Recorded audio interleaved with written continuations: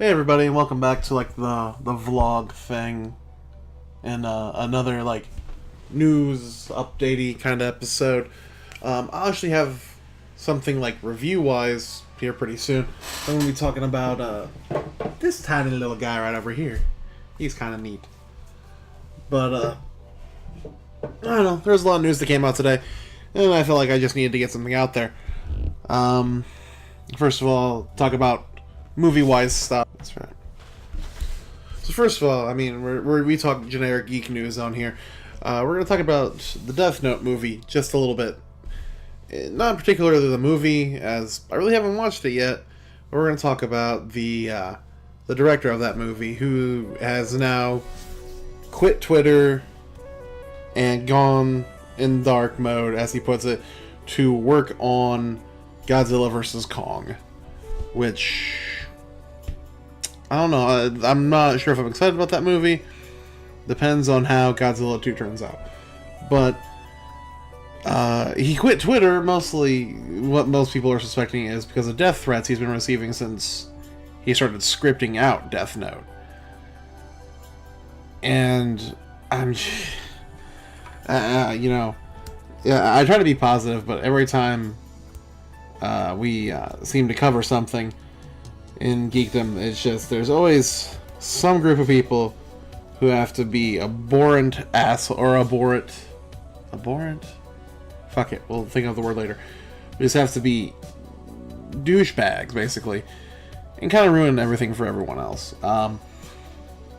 Literally, a death threat over a movie is about the pettiest thing I can think of. Literally, if you don't like it, it's non-existent to you. You don't have to care about it. And I mean, yeah, there was the people who were like, oh, it's whitewashing. Like, I can kind of see their argument, I guess. You know, they have the idea, you know, it being set in America, you know, most of the cast is white, some of it's black, but it's not Asian, you know, it's not set in Japan, whatever. But I can see where they might be upset. I can understand.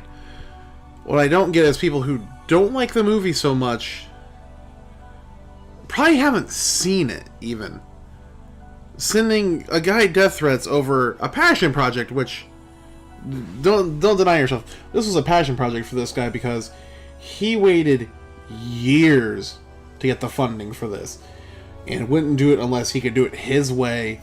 And he wanted to tell a story that was, you know, using the Death Note, and talked about the idea of one side of justice versus the other, but wasn't the exact same story. And I think the only reason he has, you know, the namesakes in there is just for relatability to the source material. Because in all honesty, from what I do know about this movie, is that it's not anywhere close to the source material, which is probably for the best thing. Because most people seem to forget, after the first season of Death Note, that show sucked.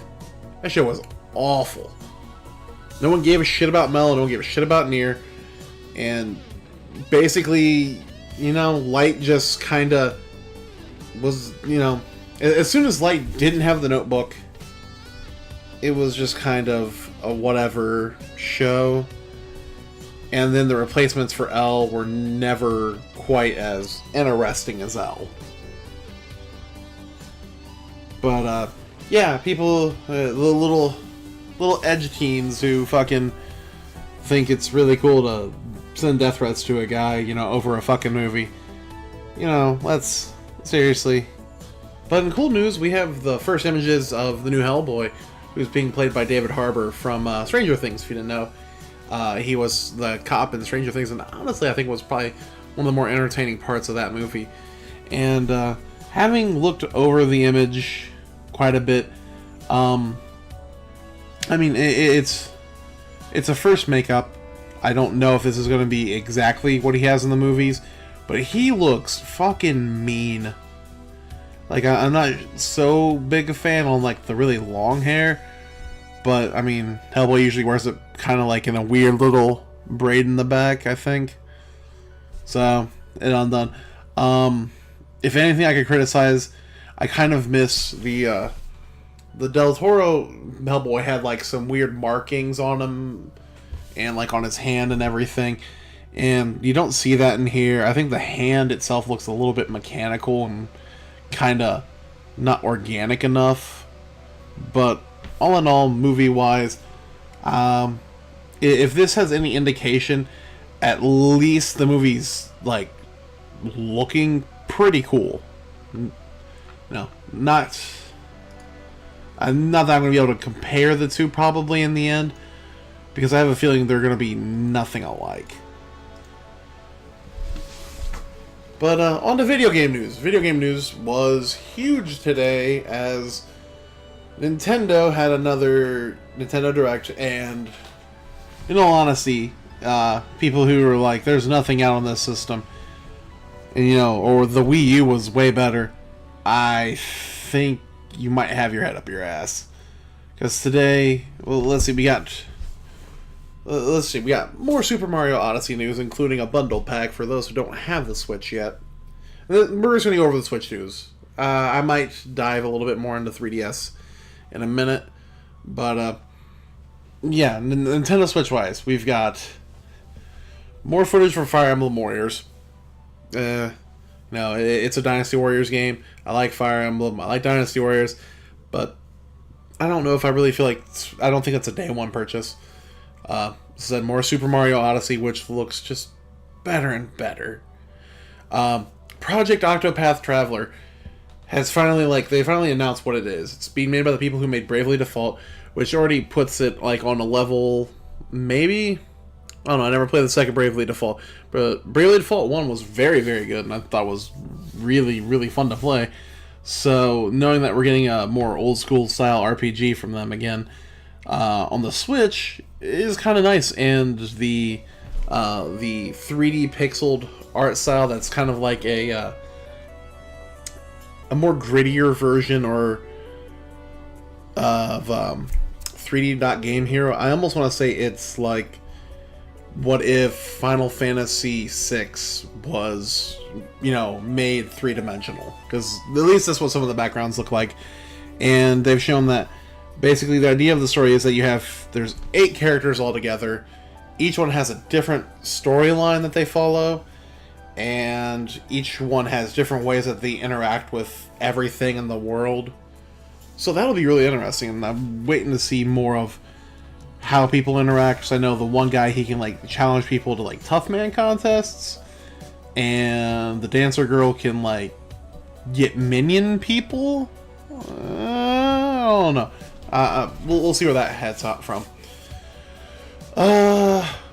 We have a new Snipper Clips on the way, which I never played the first one. It looked really cute. I don't know if I'll pick up the second one or not. I usually play by myself. More Xenoblade Chronicles 2 footage, which, God, I still hate the way the main character looks. I don't want to see little boy thighs.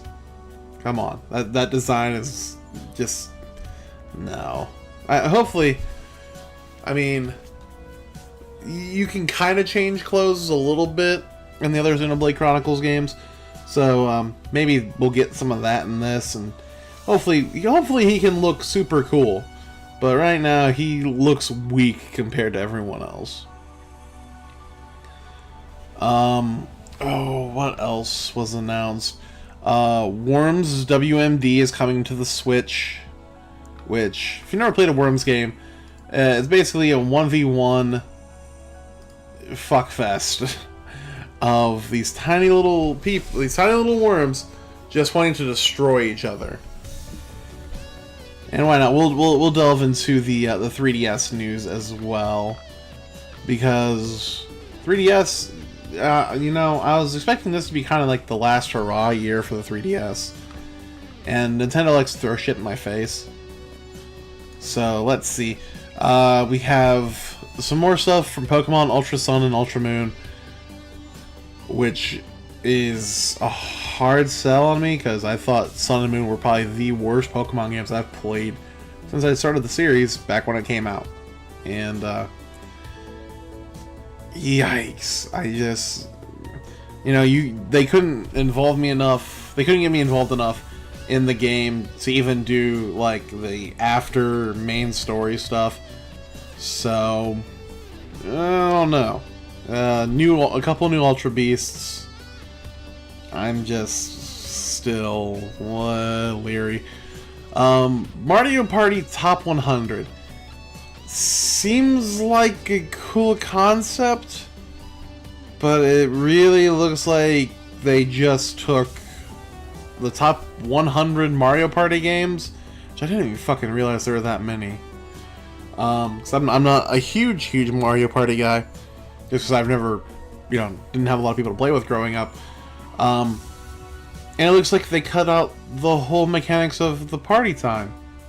What's Mario Party without the party? It is kind of nice that, you only have to have one game cartridge for you and 3 other friends to be able to play the whole game, which, it is what it is, but I don't see the appeal of Mario Party just as little mini games. And they also announced Kirby Battle Royale, which another Kirby game, and they announced that there's another Kirby game on its way out for the Switch too. That's going to be a what was it? It was more of a traditional style Kirby, but it's going to have 4 playable characters.